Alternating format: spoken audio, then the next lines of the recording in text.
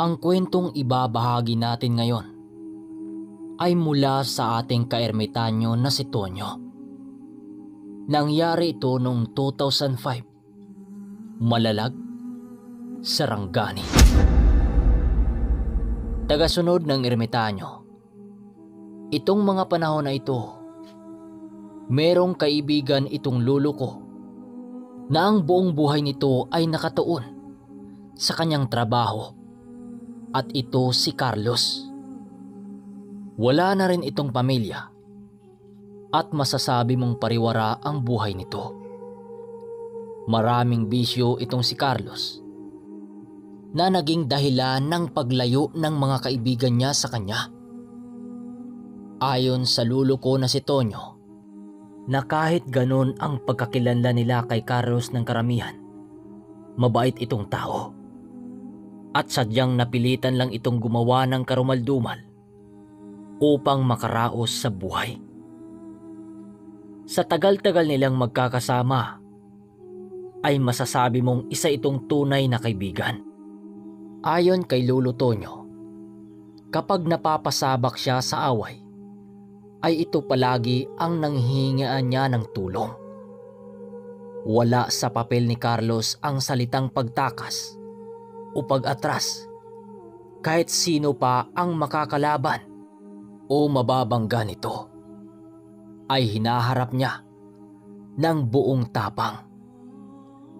Isang araw, habang abala itong kaibigan ng lolo ko sa kanyang ginagawa, ay biglang dumating itong si Carlos. Dala-dala nito ang kanyang motor na pinaasyong mula sa kanyang kaibigan. Wala na kasi itong pambayad, kaya naisipan niyang siya na lang ang magpapatuloy sa buwanang bayaran nito. Wala naman yung problema sa kanyang kaibigan dahil gusto naman itong mapakinabangan ang kanyang motor. Itong si Carlos kasi ay trabaho niya ang pagnanakaw. Marami na itong nabiktima, mapapera man o mga gamit sa bahay. Ayon sa kaibigan ng lolo ko, sa bawat bahay o tindahan na mananakawan niya, hindi siya nagagawang matunugan. At yan ang pambihirang kakayahan niya. Walang konsensya itong si Carlos sa mga taong nananakawan niya. Ayon sa lolo kong si Tonyo, paminsan-minsan, ang mga taong may atraso sa kanya ang nanakawan niya. Nang makalapit na itong si Carlos kay Tonyo, ay ang pagsalita naman ito tungkol sa kanyang pakay. "Yung, may ginagawa ka ba? Tara, samahan mo ko. Meron tayong pupuntahan." Wika ni Carlos. "Parang nagmamadali ka naman, pre ah. Marami pa akong gagawin. Makakasama ako sa'yo kung hihintayin mo ko." Sagot naman ni Tonyo. "Pre naman, mamaya na yan. Madali lang tayo doon. Tsaka, sakto magdidilim na rin." Pangungulit nitong si Carlos. Dahil sa makulit itong kaibigan niya, ay wala na siyang nagawa kundi sundin ang nais nito. Agad naman siyang nagpaalam sa kanyang asawa at anak na meron silang pupuntahan ng barkada niya. Habang sila ay nagmumotor, ay napag-usapan nila ang kanilang pakay. Ayon kay Carlos, napupunta siya sa kaibigan niya para kumuha ng gamit. Dahil sa sanay ng sumama itong si Tonyo dito, ay hindi naman siya nakitaan ni Carlos ng pagtutol. Bukod kasi sa nabibigyan siya nito ng balato, ay hindi naman madamot si Carlos sa pera. Ito palagi ang nalalapitan ni Tonyo sa tuwing nagigipit sila ng kanyang pamilya. Kaya malaki din ang utang na loob ni Tonyo kay Carlos. Pagdating nila sa isang liblib na lugar, ay meron silang nakitang isang bahay. Alam ni Tonyo na ito na ang kanilang pupuntahan dahil masaya itong si Carlos. "Oh Carlos, Ba't ang tagal nyo? Kanina pa ako naghihintay sa inyo ah. Bungad na wika ng isang lalaki. Pasensya na ho. Hinihintay ko pa kasi itong kaibigan ko eh. Meron lang kasing ginawa. Sagot naman ni Carlos. Ba't naman nagsama ka pa? Baka yan ay mapahamak pa dahil sa'yo. Pasigaw na wika ng lalaki. Importante lang kasi siya sa lakad na ito. Hindi naman ito pagnanakaw eh. Ibigay mo na yung gamit para makaalis na kami. Hindi lang ito ang trabaho ko, tandaan mo yan. Wika ni Carlos. Maya-maya pa, binigay na nito ang isang litrato ng malaking tindahan at ang isang sobre na naglalaman ng salapi. Yan ang bayad, Carlos ha. Wala yang bawas. Wika nito. Gawa ng may ipapasunog itong isang misteryosong restauran na isa sa kinakatakutan sa kanilang lugar. At alam ng kaibigan ni Carlos na siya lang ang maaasahan pagdating sa ganong bagay. Kahit nakukonsensya na itong si Tonyo, wala din naman siyang magagawa. Pagdating nila sa bahay ni Tonyo, agad naman nila yung tiningnan ang nasabing litrato. Kagad itong tiningnan ni Carlos at ipinasa naman kay Tonyo. Nakalagay doon ang pangalan ng isang restauran at ang lugar nito. Kalakip ng litrato ay ang libu-libong pera na bayad. At bayad ito para sa gagawing serbisyo ni Carlos. Ang ibang pera ni Carlos ay ibinilato niya sa mga anak ni Tonyo. Matapos nilang matukoy ang lugar, ay nag-umpisa na itong gawin ang kanyang binabalak. Si Tonyo ang tagamatsyag ni Carlos sa lugar na kanilang gagawa ng sunog. Sigurado ka bang kaya mo tong gawin, pre? Nababahala ako sa maaring mangyari sa'yo. Isa pa naman ito sa naiibang trabaho ko. Alalayan mo lang kami ni Bibot sa gas na ating ipapaligo sa tindahan na yon. Ano, kaya mo? Wika nito sa kanya. Sus naman pre, kaya ko yan. Marami kasi akong gastusin eh. Tsaka, pagmamatsyag lang naman ang gagawin ko, di ba? Sagot naman ni Tonyo. Kinaumagahan, ay agad namang nagtungo si Tonyo sa lugar na naroon sa litrato. Doon ay naghahanap siya ng mga taong makapagtuturo sa kanya ng insaktong lugar ng nasasabing restauran. Ayon sa salaysay ng mayamang taong nag-utos sa kanila na sunugin yun, na isa umanong salamangkerong mambabarang ang nagmamay-ari ng restauran na yun. Kaya din daw nag-iisang restauran lang yun sa lugar. Dahil sa bawat kakumpetensya nito, namamatay kundi nagkakasakit at namatay. Marami din daw ang albularyong sumubok na magpapalaya sa pamilyang yun. Ngunit sa lahat ng sumubok na kumalaban dito, nauuwi rin sa kamatayan. Pero walang pakialam itong si Tonyo sa balitang yon. Ang importante, magagawa niya ang trabaho niya. Nang malaman niyang naroon sa lugar na yon ang pakay ni Carlos, ay agad din naman siyang bumalik sa kanilang tahanan. Pagbalik niya sa kanilang bahay, ay agad naman niyang sinabi kay Carlos ang nalaman niyang balita. Ngunit tumawa lang ito sa kabila ng balitang nasagap niya. Ayon sa kanya, wala siyang kinakatakutan kahit ninuman. Nang malaman nila ang insaktong lugar, ay nag-antay sila ng pagsapit ng 2:00 ng madaling araw para isasagawa ang plano. Sinadya nila ang ganong oras dahil tulog na ang lahat ng mga taong maaring nasa labas. Ayon kay Tonyo, na nakasarado na ang restauran na yon nang paliguan nila ng buong parte nito ng gasolina gamit ang dimotor na pang-spray. Ayon pa kay Tonyo, na habang inihanda nila ang gasolina, maraming kakaibang likido ang inihalo dito ni Carlos. Matapos nilang paliguan ang buong bahay, ay inabisuhan sila ni Carlos na umalis na sa lugar. Nang medyo makalayo na sila, ay nakita nila ang malaking pagliyab ng apoy na mabilis kumain sa buong bahay.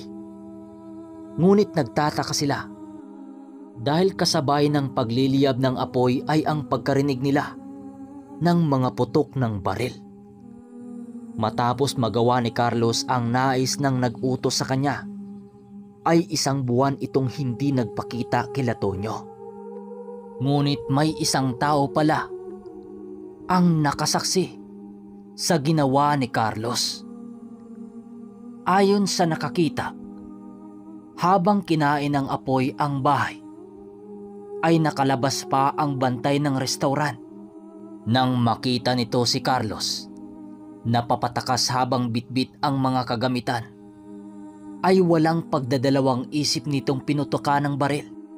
Ngunit hindi ito tinablan ng bala kahit kitang-kita ng nakasaksi ang pagtama ng bala sa dibdib nito. Kung sakaling tumagos sa dibdib ni Carlos ang bala, ay marahil napaslang siya sa kanyang ginagawa. Lumipas ang mga buwan at matiwasay naman ang pamumuhay nila Tonyo. Hindi na muna niya hinanap si Carlos, gawa ng masyado pang mainit ang balibalita sa kanilang lugar. Pagsapit ng ika-11 buwan ng taon, ay biglang nagpakita si Carlos kay Tonyo. Gulat na gulat siya nang makita niya ang labis na pamamayat ni Carlos ng mga panahong yon. Pagbaba nito ng bus, ay agad naman itong nilapitan ni Tonyo upang tulungan. Pare, pasensya ka na. Pwede bang dumito na muna ako sa inyo? Huwag kang mag-alala. Tutulong ako sa gawaing bahay dito. Ikaw lang naman kasi ang maasahan at malalapitan ko, pre. Sabi sa kanya ni Carlos. Huwag ka munang magsalita, pre. Pumasok ka muna sa bahay. Tugon naman ni Tonyo. Matapos nilang mag-usap, ay siya namang pag-alalay ni Tonyo sa kanyang kaibigan. Maliban sa pamamayat nito, ay para bang napakalambot ng kanyang katawan. Napakalayo na nito sa dati niyang pangangatawan, magmula nung hindi ito nagparamdam sa kanya ng mga panahong yon. Pagpasok nila sa silid, maging ang mga anak nitong si Tonyo ay nagulat sa sinapit ng kanilang ninong. Hindi sila makapaniwala na ang taong malakalabaw ang lakas ay biglang animoy lantang gulay na. Habang sila ay kumakain ng merienda, nagpasya si Tonyo na malaman ang sinapit ng kanyang kaibigan. Ayon sa salaysay ni Carlos, na matapos niyang gawin ang pagsunog sa nasabing restaurant, masaya pa naman. Kagaya ng nakagawian, ay halos malunod sa alak itong si Carlos. Dahil sa dami ng salaping natanggap nito. Pero biglang nagbago ang ihip ng hangin nang lumipas ang 4 na araw na sunod-sunod na kasiyahan. Doon na siya nakaramdam ng pangamba dahil nakaramdam siya ng pagsakit sa kanyang pandama. Kapag sumapit ang 6:00 ng hapon, meron siyang mga bulong na naririnig sa kanyang isipan. Ang lahat ng bulong na kanyang naririnig ay galing sa isang matandang babae na nagtatanong sa kanya kung saan siya ng mga oras na yon. Hindi naman niya ito pinansin dahil meron din naman siyang taglay na kabal at agimat sa katawan. Makalipas ang ilang araw, ay siya namang pagpapahirap ng matandang babae sa kanyang isipan. Panay dasal na itong si Carlos sa kanyang taglay na gamit, ngunit bigo siyang mabigyan nito ng dagdag depensa. Maging ang kanyang mutya ay hindi siya natutulungan, na para bang tinatalikuran na siya nito. Lahat ng dasal at ritual na alam niya, ginawa niya, ngunit baliwala pa rin ang lahat ng mga yon. Parang ang mutyang taglay niya ay tinuluyan na siyang iwan sa hindi mapaliwanag na dahilan. Palagi naman niyang inalayan yon ng dasal ang kanyang agimat, kaya imposibleng talikuran siya nito ng basta-basta. Hindi akalain ni Carlos na hantong siya sa ganong kalagayan, na buong akala niya ay katapusan na niya. Pagsapit ng 6:00 ay doon na muli nakaramdam si Carlos ng pananakit ng kanyang likod. Nagsisisigaw ito habang lumiliyad. Sumisigaw-sigaw na noon si Carlos habang sinasabing nandito na naman ang sakit na kanyang nararamdaman. Dahil sa pagsisigaw ni Carlos ay nagulantang sila Tonyo dahil sa mga nangyari. Lahat ng mga pangontra ni Tonyo ay inilapat niya kay Carlos upang kahit papano ay mabawasan ang sakit na iniinda nito sa katawan. Nang hindi na nila alam ang kanilang gagawin, ay nagpasya silang tumungo sa isang manggagamot. At ayon sa manggagamot na ito, na ang tinatamong sakit ni Carlos ay isang panunungla.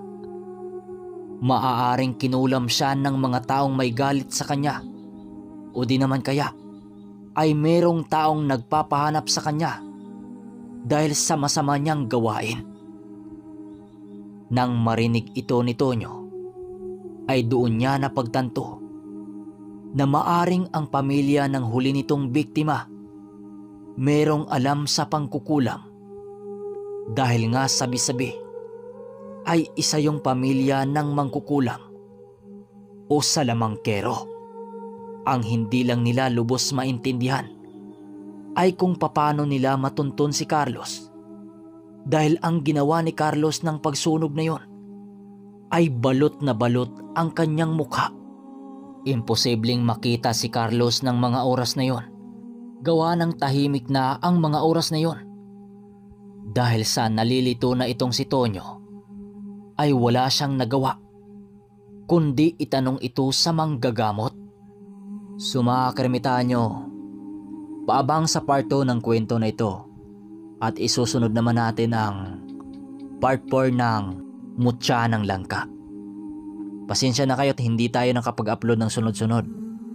Pinapapagawa ko pa kasi yung gamit na ginagamit ko sa pangre-record At inaantay ko pa na matapos yun. Kaya hintay-hintay lang muna. Salamat.